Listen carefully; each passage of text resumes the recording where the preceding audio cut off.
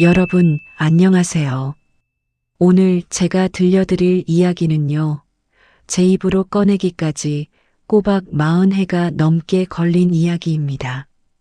사실은 무덤까지 가지고 갈 줄 알았어요. 그런데 어느 날 문득 이 이야기를 누군가에게 털어놓지 않으면 제가 먼저 무너질 것 같더라고요. 저는 올해 63이 된 여자입니다. 이름은 박정림이라고 해요.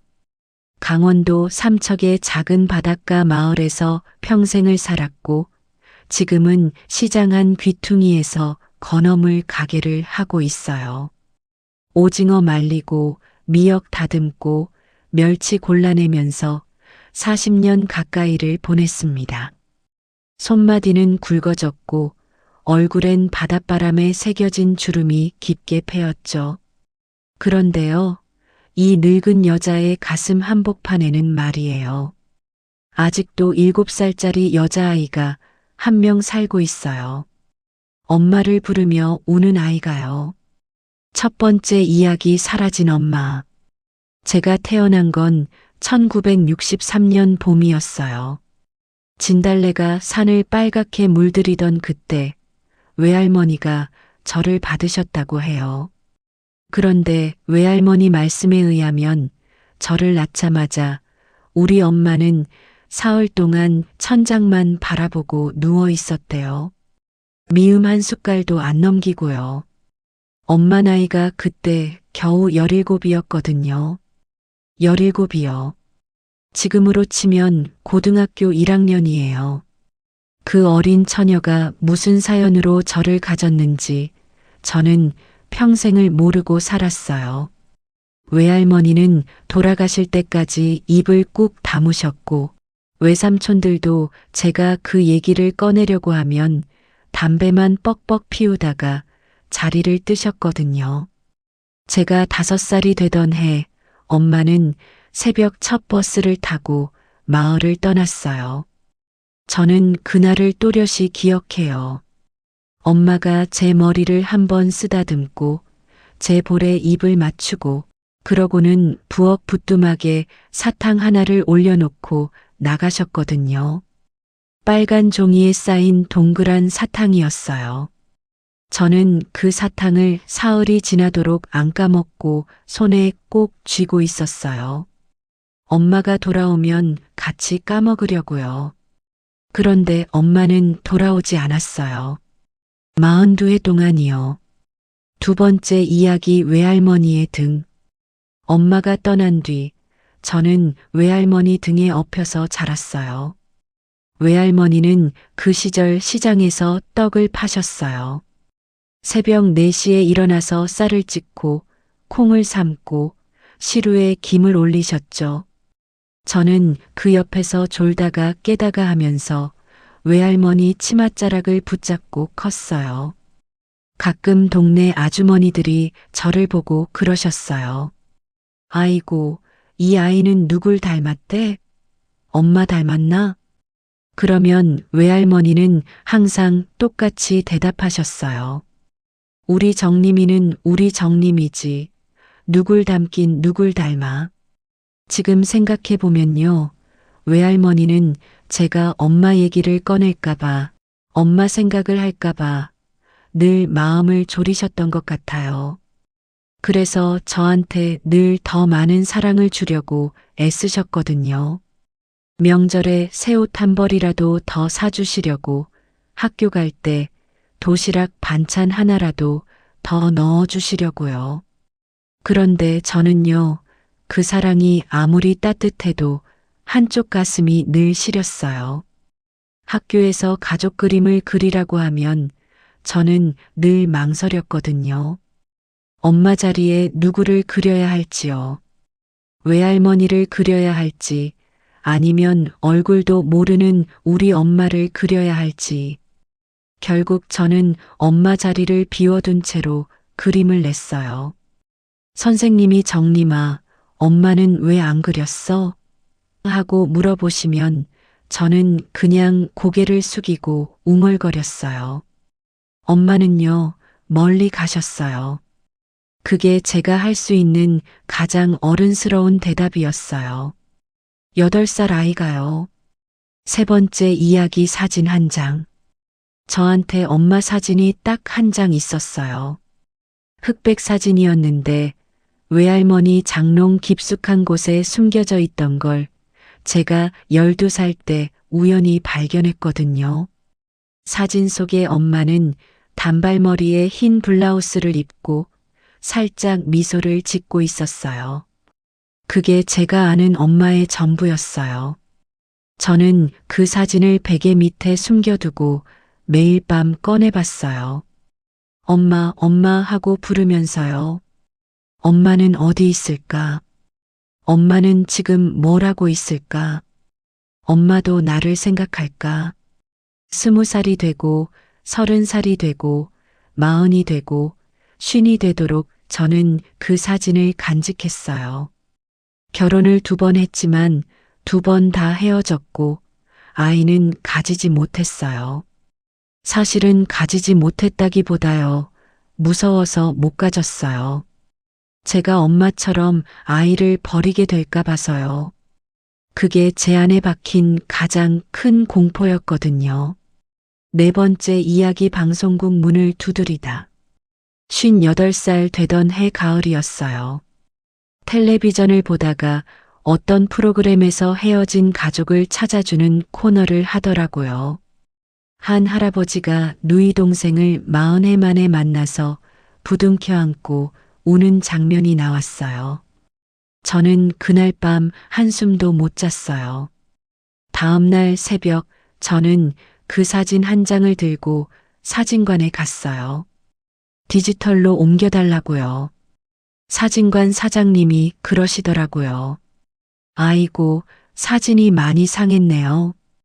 그래도 한번 살려볼게요. 그렇게 살아난 엄마 사진을 저는 가족 찾기 사이트에 올렸어요. 페이스북에도 올리고요. 카페에도 올리고요. 아는 사람 모르는 사람 가리지 않고 부탁했어요. 우리 엄마 좀 찾아주세요. 우리 엄마요. 이름은 한순자, 1946년생, 강원도 삼척에서 17의 딸을 낳고 떠난 우리 엄마요. 그리고 또 1년이 흘렀어요. 연락은 없었어요. 저는 포기하지 않았어요. 매주 사진을 다시 올리고 글을 다시 쓰고요. 어떤 날은 하루에 5번도 올렸어요. 사람들이 저를 미친 여자라고 생각해도 좋았어요. 저한테는 엄마를 찾는 것 말고는 아무것도 중요하지 않았거든요. 그러던 어느 날이었어요. 작년 봄이요. 가게에서 미역을 다듬고 있는데 모르는 번호로 전화가 왔어요. 수신자 표시가 안 뜨는 번호였어요. 5번째 이야기 42회 만의 목소리. 전화를 받았는데 한참을 아무 말이 없는 거예요. 여보세요? 여보세요? 제가 2~3번을 더 불렀어요. 그래도 대답이 없었어요. 끊으려고 하는데 저쪽에서 아주 작은 목소리가 들려왔어요. 혹시 그 사진 올린 분이세요? 저는 그 자리에 주저앉았어요. 손이 덜덜 떨려서 휴대폰을 떨어뜨릴 뻔했어요. 미역을 들고 있던 손에서 미역이 후두둑 떨어졌어요. 엄마예요? 엄마 맞아요? 엄마, 한순자 씨 맞으세요? 저쪽에서 한참을 흐느끼는 소리가 들렸어요. 그러더니 작은 목소리로요. 미안하다. 미안하다, 정림아. 42회 만이었어요. 제가 5살 때 떠난 엄마가 63이 된 저한테 미안하다고 하시는 거였어요. 저는 가게 바닥에 주저앉아서 1시간을 울었어요. 손님이 들어와서 뭐라고 하셔도 들리지가 않았어요. 엄마가 살아계셨다는 것만으로도 저는 그날 죽어도 여한이 없을 것 같았어요. 6번째 이야기 한 번의 만남. 엄마는 경기도 안산에 살고 계셨어요. 저는 다음 주 토요일에 첫 차를 타고 안산으로 갔어요. 새벽 5시 차였어요. 가는 동안 가슴이 어찌나 두근거리던지요. 엄마한테 뭐라고 첫마디를 해야 할지, 어떤 표정을 지어야 할지, 어떤 옷을 입어야 할지요. 저는 시장에서 제일 좋은 한복집에 가서 연분홍색 저고리를 하나 맞췄어요. 엄마한테 예쁘게 보이고 싶었거든요. 60색 먹은 딸이요. 80이 다 된 엄마한테 예뻐 보이고 싶어서 한복을 맞췄어요.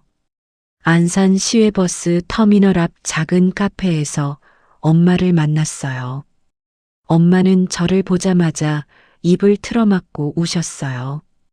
저도 엄마를 끌어안고 한참을 울었어요. 우리는 거의 10분 동안 아무 말도 못하고 그냥 울기만 했어요. 엄마가 가장 먼저 하신 말씀이요. 잘 컸구나. 정말 잘 컸어. 우리 정림이. 저는 그 말 한마디에 42회의 그리움이 다 녹아내리는 것 같았어요. 엄마는 제 손을 꼭 잡고 계속 쓰다듬으셨어요. 굵어진 제 손마디를 보시면서요. 손이 왜 이렇게 거칠어졌어? 우리 딸 손이 왜 이렇게...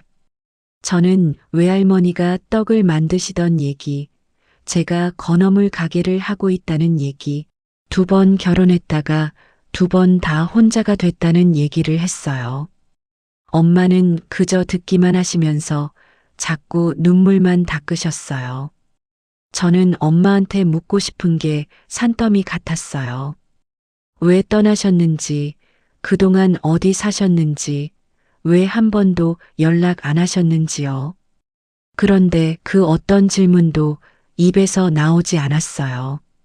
그저 엄마가 제 앞에 살아계신다는 것만으로도 너무 벅차서요. 저는 외할머니 산소 얘기를 꺼냈어요. 엄마, 외할머니 산소가 삼척에 있어요. 다음에 같이 가요. 외할머니가 엄마를 얼마나 기다리셨는지 몰라요. 돌아가시기 전까지요.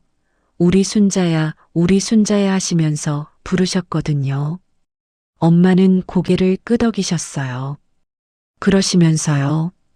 그래, 그래, 정림아. 같이 가자. 저는 그 말을 철석같이 믿었어요. 7번째 이야기 닫힌 문. 그런데요, 그게 처음이자 마지막이었어요. 집에 돌아온 다음 날부터 저는 엄마한테 매일 문자를 보냈어요. 엄마, 잘 주무셨어요? 엄마, 식사하셨어요? 엄마, 오늘 날씨가 추워요. 옷 따뜻하게 입으세요. 처음 한 달은 엄마가 답장을 해주셨어요. 짧게라도요.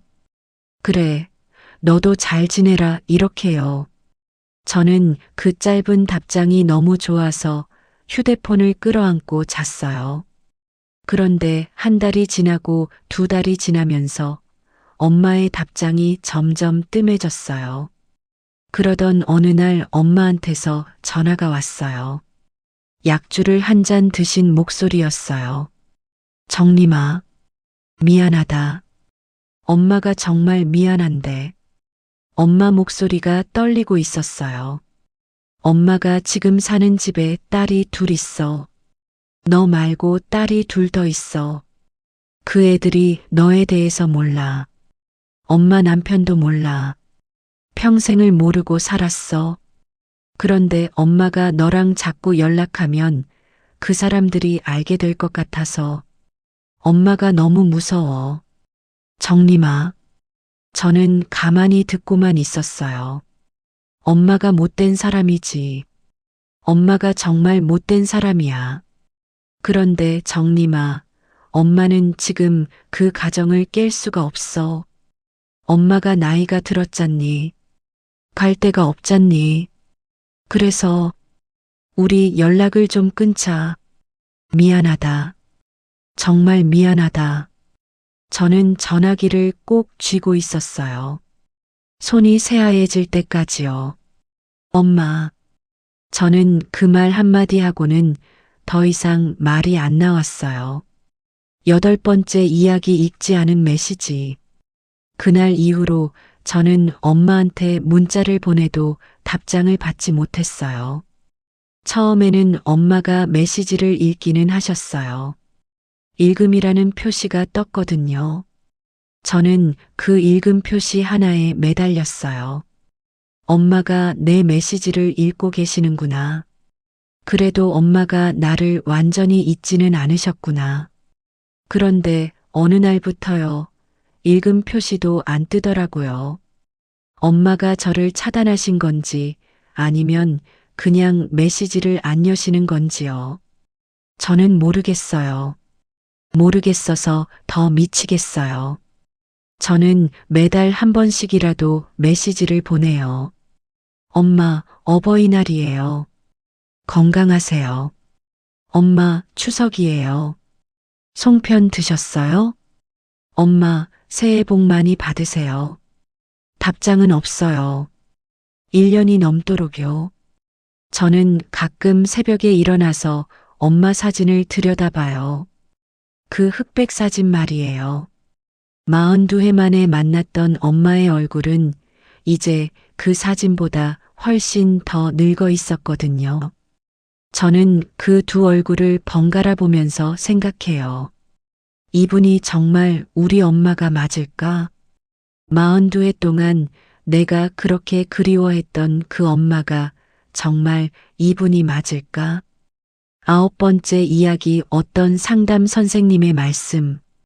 지난 가을이었어요. 동네 아는 언니의 권유로 저는 큰맘 먹고 심리 상담을 받으러 갔어요. 마음이 너무 무거워서 그 무게를 혼자서는 더 이상 못 들겠더라고요. 상담 선생님은 저보다 10살쯤 어린 여자분이셨어요. 제 이야기를 1시간 동안 가만히 들으시더니 이렇게 말씀하시는 거예요. 정림 씨가 엄마한테 정말로 원했던 게 뭐였을까요? 한번 생각해 보세요. 저는 한참을 생각했어요. 글쎄요. 그냥 엄마요. 그냥 엄마라는 존재요. 선생님이 고개를 끄덕이시더니 그러셨어요. 정림 씨가 원했던 건 엄마라는 사람 자체가 아니라요.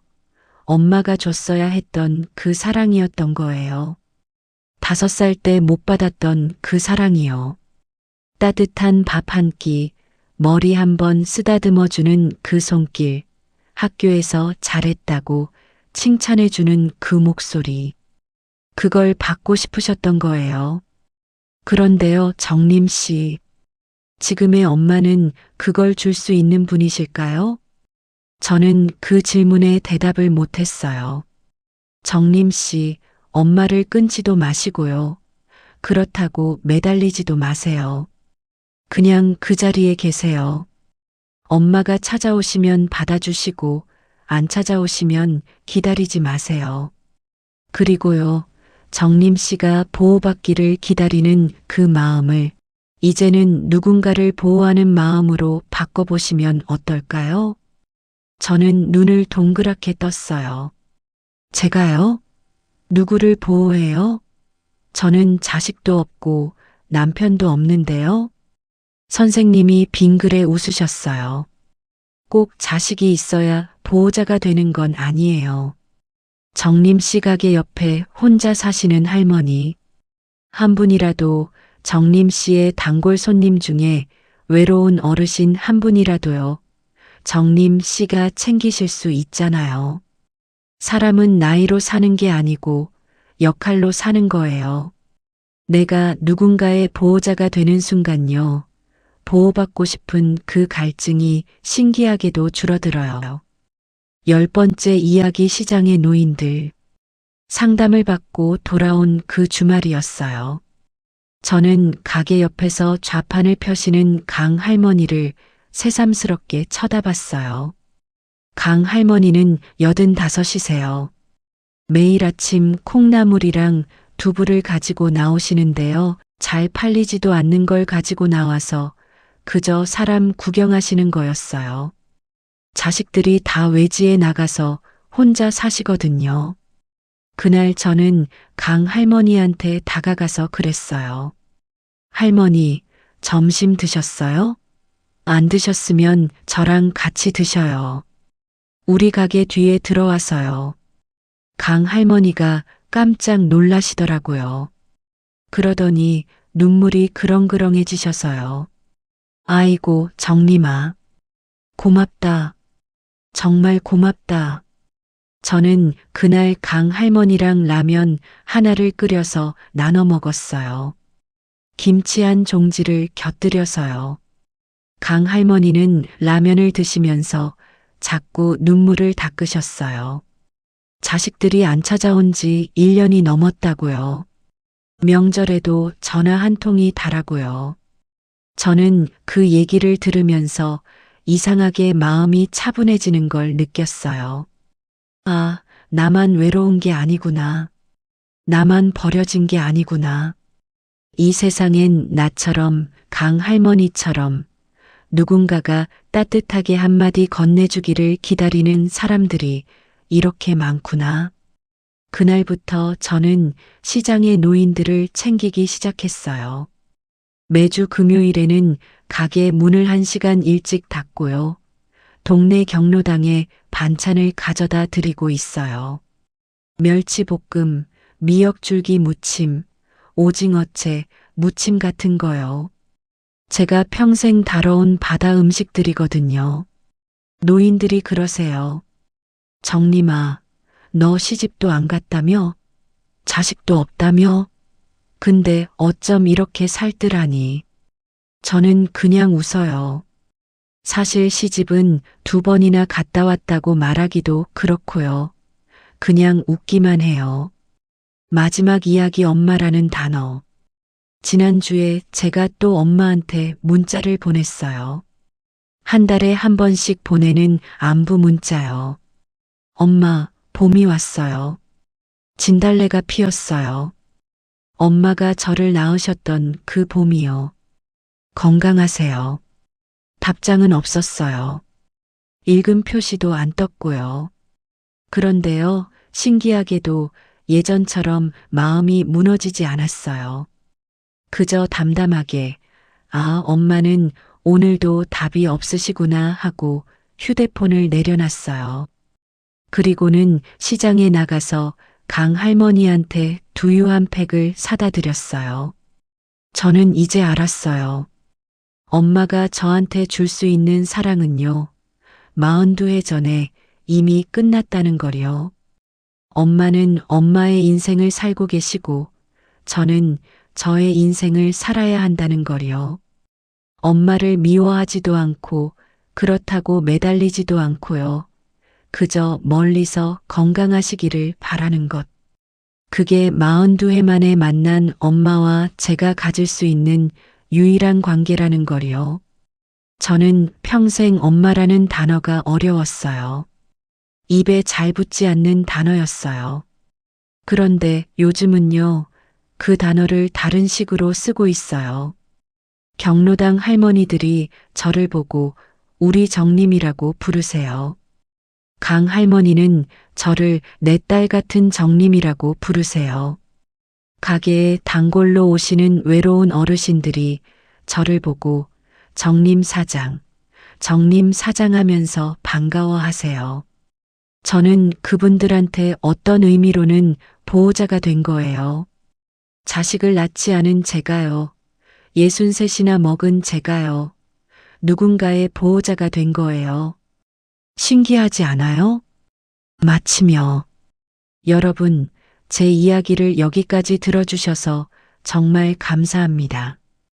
혹시 여러분 중에도 저처럼 어릴 때 엄마나 아빠한테 받지 못한 사랑 때문에 평생을 헤매고 계신 분이 있다면요. 제가 한마디만 드리고 싶어요. 그 사랑은요, 이제 그분들한테서는 받을 수 없어요. 받을 수 있었다면 진작 받았겠죠. 받지 못했다는 건 그분들이 그 사랑을 줄 능력이 없다는 뜻이에요. 미운 게 아니라요. 그냥 능력이 없으신 거예요. 그러니까 우리 이제 그만 매달려요. 끊지도 말고 매달리지도 말고요. 그냥 그 자리에 가만히 있어요. 그리고 우리가 받지 못한 그 사랑을요, 우리 옆에 있는 다른 누군가에게 흘려보내요. 동네 할머니한테, 외로운 이웃한테, 길 잃은 강아지한테라도요. 그러다 보면 언젠가요, 우리 마음속에 그 7살짜리 아이가요, 더 이상 울지 않게 되는 날이 와요. 저는 요즘 매일 밤 잠들기 전에 그 아이한테 말해줘요. 정림아, 괜찮아. 엄마는 못 왔지만 우리가 잘 컸잖아. 우리가 우리 엄마가 되어주자. 우리가 다른 사람들 엄마가 되어주자. 그러면 그 아이가요, 빙그레 웃으면서 잠이 들어요. 42회 만에 만난 엄마는 다시 멀어졌지만요. 저는 더 이상 외롭지 않아요. 여러분도 부디 그러시기를요. 오늘도 제 긴 이야기 들어주셔서 감사합니다. 다음에 또 다른 이야기로 찾아뵐게요. 안녕히 계세요.